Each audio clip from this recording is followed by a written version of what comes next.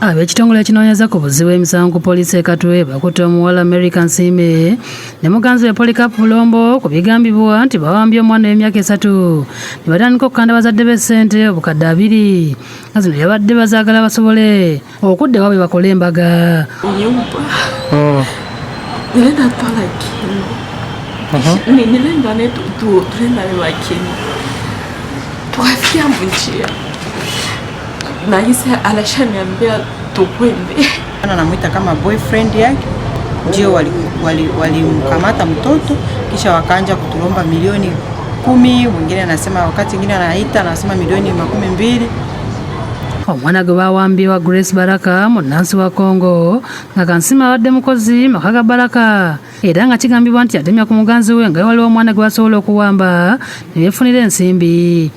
Vile tuache mimi wanaogopa vile siafaka ni wanaogopa mimi akaniambia nisiogope nikaze engeri gye babadde bakubira mu nyina w'omwana amasimu yamuwaliriza okutemya ku poliisi eyalondodde essimu kwe babadde boogerera ku bitundu by'Amakindi Luwafu. They pick the phone at 9 p.m. They are asking if you want to see, they're saying if you want to see your kid, you send 20 million. Then after they switch the phone. Then we say, okay, they have kidnapped, so let us look for the police. Kansime ne muganzi we basangiddwa ku poliisi e Katwe.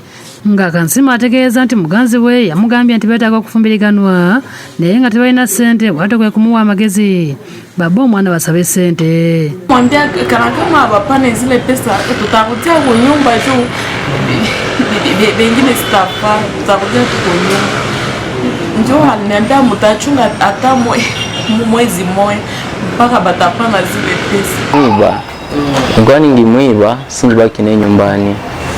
Nasikia yeye alikuja naye nyumbani kwangu ndio kwenye walikuwa tokea jana.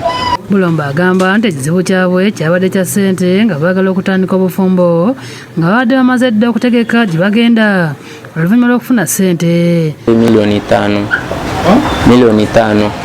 Sasa sema hiyo milioni acha tuanzie mu 20 sababu yeyote watatupatia tutazishika sababu simu.